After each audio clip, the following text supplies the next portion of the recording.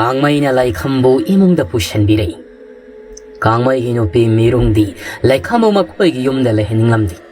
Maramdi mirungga Nungsitonga thaina yamna yanakidi. Amana amabu krak yangsinakirami. Anidugi nungsinadabaduna karisu khangjedribi Leikhamda oina tainaredo. Mirung Leikham sanglakpu ubada para manakta sangsin sauri hairei. Nang asida kri tawba lakpano?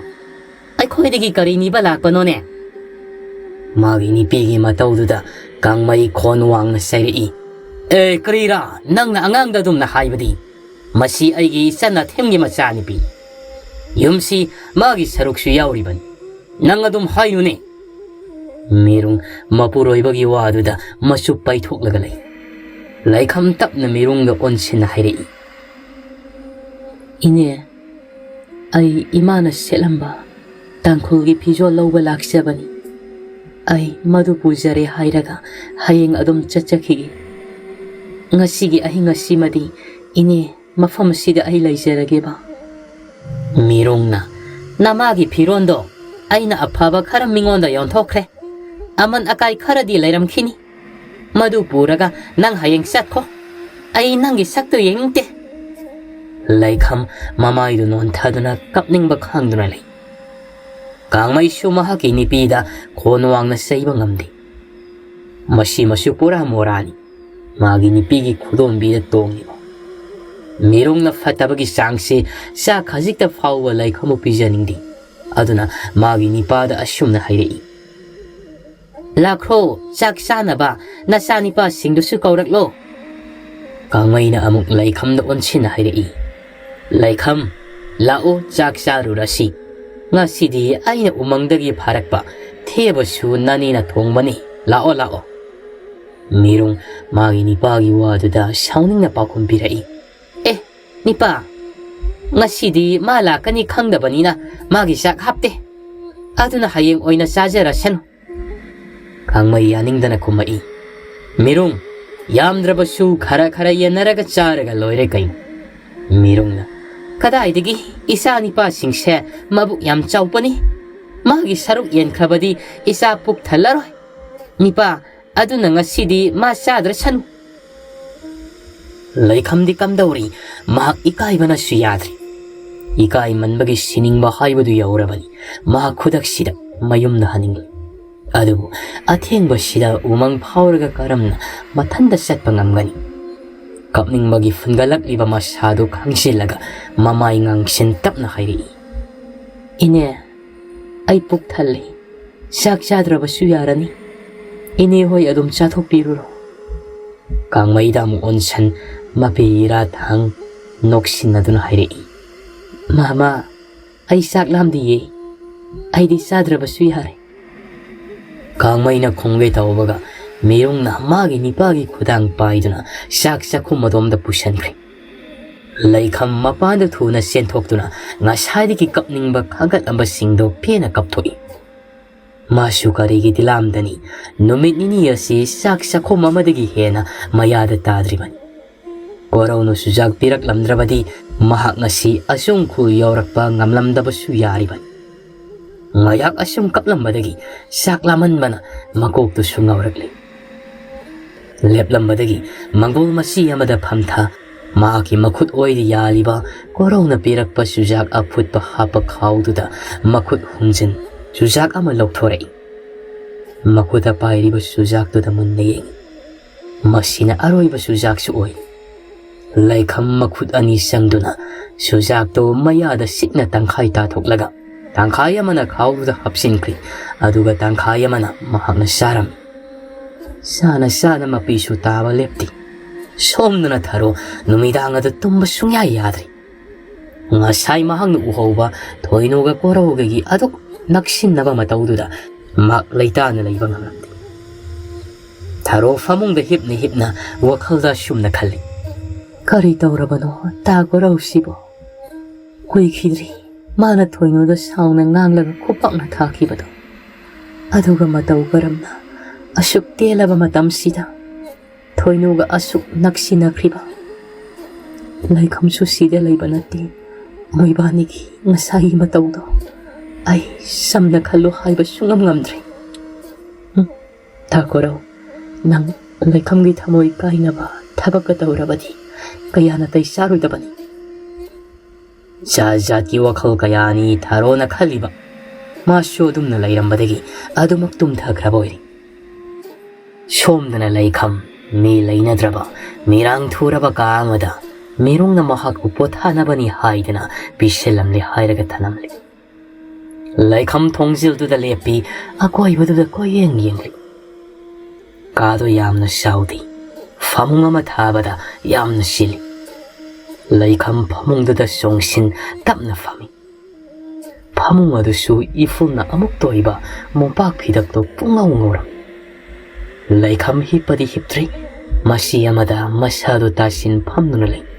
magi mamadagi laurakpa mamana selamba phijol adusu magi nakal da thamli mahak hayeng mamli ngaidagi mafam asi thadokna setlagi khanbagi hausik mamagi phijol asi lauthokna manakta thamlibani masu masado lamsang lakpagi waraduna famna makokto faklang nga thaduna tumthakraboi nakalamadana mirungi machani pa ahallado numidang sida mayum thadoklaga setlagi khan mapalda thoraklami mahangna sumna tawribasi Mahaka nungsina zaba nipi ado mama mapana yadabadagi mabu nupi amaga luhongnaba silakpadagi maga nungsina ba nipi aduga kulla se thado adoba kullamada sinkinaba ahing asida mi takhini matagum makhongdo tapna thangduna sumang tamna kumtharaklami sumang yorakpaga magi mamangda kanagum mama khanglep lep silakpasida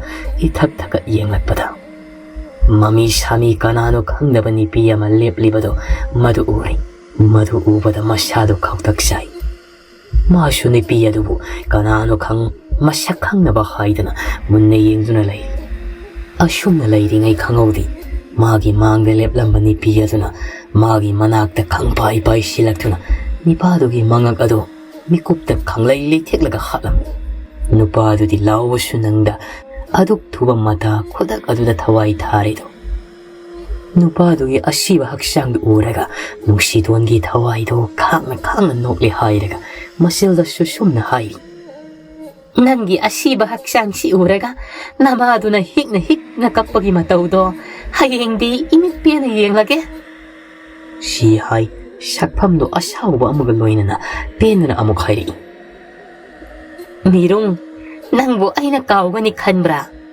aigi thawai sina lairiba makai nangbo aina aigi thamoi sida yeklaga adumak leiraga tabani nangbo pamde yaningi haidana nangna aigi imabu sakta hu haplaga pisaraga hakhiba aina khangloi khanbra lamanni adugi laman aina nangi nasa hatlibasi hayengdi nangsu amuk aina thaina imabu kolaga kapkhiba adugumna nangsu hayengdi nasagi asiba haksanga si kolaga kaplone si hairaga sitha dana noklam laga mangkri matamsu sum haukhibana nongsungalakli nongalakpada kapna launabagi makholna maikai khuding pungnin nilli Leikhamsu ipa pakhat mikap thoklai Makholaduna kana kayo wayawarbagi kan magi mapot masaydo pairaga mapanda mangolda thoraklam sumangda mirung na masagi asiba haksangdu kolaga kapli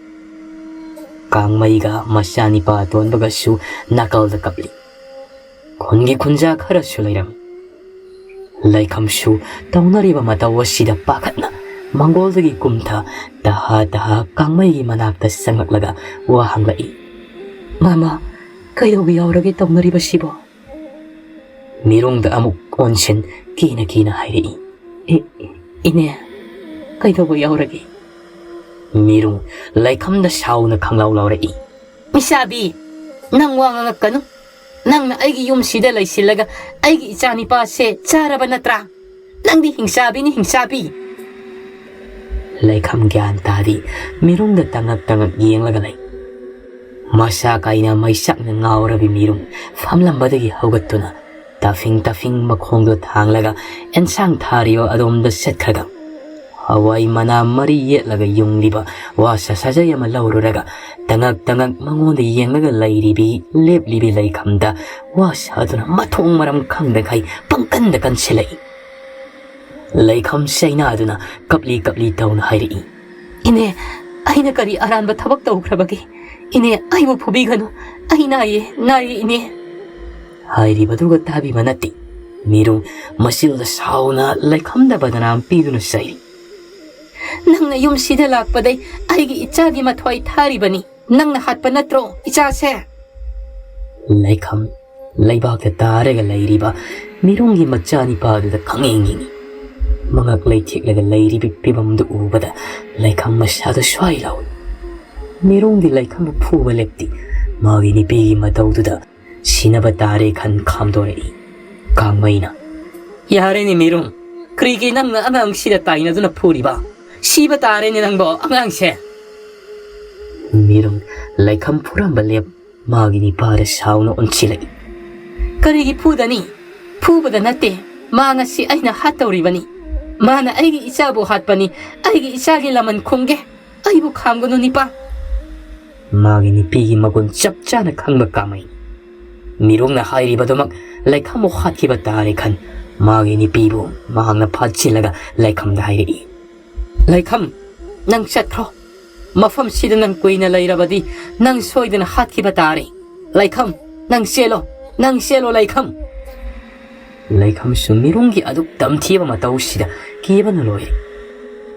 Mafam sida kuina lairabadi mathwai soidana mangba tare khan mafam dudagi khangsen chenthorei. Mafam adudagi khara lapthorakpaga selambadu khara taptharei.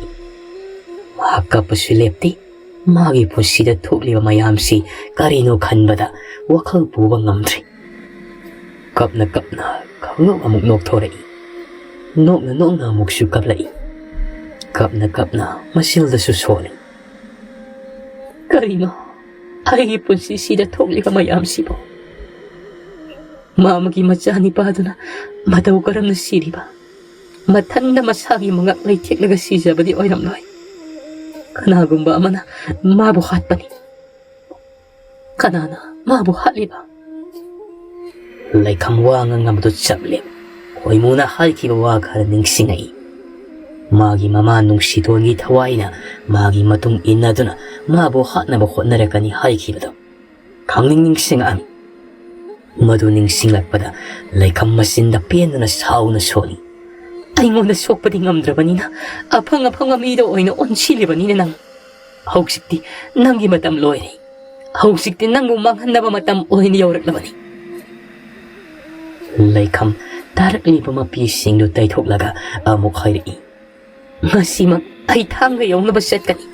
Aduga nangbu aina soidana manghangani. Abok hatpagi laman kumgani. Nang yamne henmankre. Aibu otpa henmankre. Leikham panthadana Thangga yawnaba chatna lai. Shomnuna kamdauri. Thoinogi langda thuraba korau magi lichat chajat pungong hongkri. Hanagi ing tappa mong hadaba korau do oitri. Hausikti chagat lauba ikai khangdaba korau oikri. Ngasisu ayuki nungsa chap yung khalaka matamsida thoinoga korauga laikagi lampak machaduda famlaga wari saduna lairi. Thoinu korauda kesinaduna hairi. Ta korau ibani siela sira. Korauna hoi ado hantak tha sidadi yaroi. Aigi ipok tha tahi. Thoinu sugalaga kumai. Pokpa tha oiradi senba yadraba haisha. Korauna amuk yadiya Leikham. Aduna taurabadine ibanigi punsida awaba kaya lakani. Aduga amana nangi apokisu sahigi kumon loidriba siri. Korau Leikham na asongkul satkibadu khakni mana kauriba. Aduga amana thoinuba mahaki Leikham oina mamittasu uribani. Thoinudi sauning mana loiri koraugi waduda. Phungna asaubu uthokpasu yada mahak yamna wana asaubu khangli. Tanja sida tharo makhoina lairiba adomda tafing lai. Thoinudi tharo obada mihol senkakhrabani mahak tharogi sabtra khangmana kibana su yadri. Korodi tharo lak libado garisu thawa sadana phamlaga lai tharo sauna sangsi laklaga thoinu do onchinduna hairi thoinu nangna tawri sikarino thoinu khangjin nadana kumai kaino tharo aina kaidorage tharo sankatlaga amuksu hairi kaino nangna kaidorage haidia nangna tawri basi sumi khanbro nakajai do on thajilo haibro handakti korauno oina sauna tharugi pakum pirai tharo kaino nangna tawri se Leikham nang na dumai ni hekta haibi yabro tharo inga ngakni korau de yengai thoinu sinaba tare khan korau singduna pukhi tharo di samam nabamaga loina na mafamdu da adumak leplaga wakal khalawi matam nadia summa sum thengsi laklam Leikham di ngarang khakho sujak matek adu saraga moirang thanga tamna atheng basida nibi mathanta akiba khangdana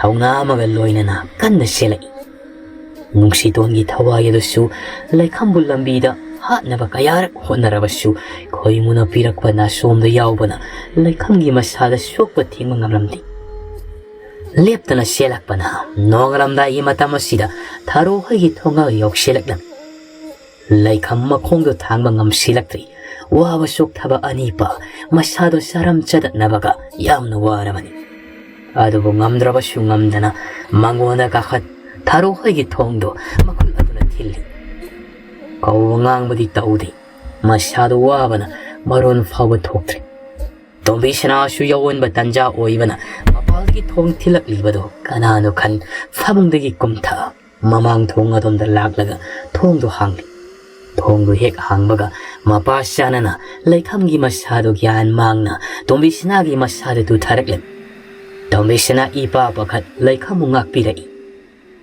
Ibema Leikham nang kaidorage si nang kaidorage adubu Leikham di gyan mangkri ngasai makai makuta sitna pairamba Nungsitongi pijola dusu leimai de takri Leikham masado patrak tai Domishana pakat kapna tharo bo kauri tharo tabro Nangbo sidamukta laungne Leikham sikari no matawkre amukta laone nangbo tharo sumama na kanna kawrakpaduda tumlambadagi fuga hogatlaga thongadomda senthore mama na lamyaida Leikham gyan laknaba tawramliba matawdu ubada tharo masu ipa pakanna sangsilaktuna Leikham gyan laknaba hotnai mama macha ani du sanglaga Leikham gi makut makhonga du noibiduna gyan laknaba hotnai Usin na sin Leikham gyalak tharo mata di yengduna nungsina hairi ita nasado khara bro Leikham di tharo bu uba fangsabada harauna tharo da konchilaga hik lawa makai kalai tharo mata da thokhiba mayama si khangjadabanina mata bu nungsimi sei duna themai aima ita kaigina nangna kapisibo kapkanusi Leikham waman bana masado wangang bathoktre madugi mahut ingit tauduna maksak yamna lami haibugumna hairi tharo matagi phibam sida thamoi kairi masu kapna suwa hangai ita nangsak lami hairi bro Leikham na lami haibugum amuk sumangak nom tharo prap sakhumda sanglaga sa insang khara haplaga Leikham gi manakta amuglai Leikham di fana kuina sak sarak trabanina tharo na purak liba sak to ngai ngamdana prap ekta sakhom sauna saba horakle Leikham sak to yamna hauna sai tharo di matagi matawsida tumin kaple Leikham su saba loiraduna tharo gi kada sanglaga nungaina pothakri matam nadi asum hokhibana nongsu pongan ngalakli tharo mama masadi hogatlaga imungi thaba inkhang loisinkre Leikham di hogatri tharo su Leikham bu hogdok pidri yamna nungaina tumbaduda mai hak leibaga Leikham su mikap thorakli mahak mikap thoklakpaga famungdagi kumtha masamaru luja thoklaga khoimogi manakta lai masidi mahak kana su horamdi mathandane lakliba khoimo hoigi mayum su yauraduna khoimu bu kauri ipu ai Leikhamni Mapanda amukta thokpirao. Khoimusu Leikhamgi khonjel tabaduda haraung imungdagi thoklai. Khoimuna Isu Leikham Isu di onthok thuna laida. Nati nangbu potubu puraklabro. Leikhamna firol singdo khoimuda piram. Ipu masigi thabakse ai koina leithaba pamdri. Aduna hausimak pangthokpiramo. Khoimuna phare adudi ai khoigi maningda laklo. Sidari mina ukhini maningda tausi. Khoimu hana sangkhre madugi matung Leikhamsu maning adomda lai. Khoimu maningda maijau hauri maiduna saklaba matungda Leikhamna purakpa Nungsitongi pijol singado Thangga mapaiduna chabat yanthali. Aduna taubaduda Nungsitongi thawaiduna masakti uhanda sauna launa hairakli. He hanuba tauriba thabaktu khudakti lepo natrabadi nakokto aina thadatlaga nangbu soiduna hatkani lepo haibane. Khonjeldu Leikhamsu tai. Mak akiba su phawi makhuda khoimuna piba na som akangbadusu sena pai. Khoimu so hairakliba tarabasu manada hapti. Magi tafam thokpa adum tauragale. Fi kakpadusu loiraduna kaklaba fi singadugi mathakta sengkhada yamna saisilaba matungda. Makhutna fi singdo khujok anga pairaga laiwa swan mainungda langsali. Asumna taurakpa sidadi hantakte Nungsitongi thawaido khangba ngamdana urau tharau kaptuna makhoigi mangda saponglakli. Thawai migyaldo kapna hairi. Hanuba nang adu tawnu haibane. Nang adumna tawrabadi aina Leikhamda laman khumge khalibase khumba ngamdana tokpa tare. Khoimu ma su laisol solamadolep Nungsitongi thawaiduda sauna yengduna hairi. Daningde thawai langkepi. Apokpina sa phaw nungsiba khangdaba nang mathang mapoktadi namittana sa haibado udaba oira sano. Si haidana amuk laison chonba hawi. Nungsitongi thawai adusu kappa lauba khongba lepti.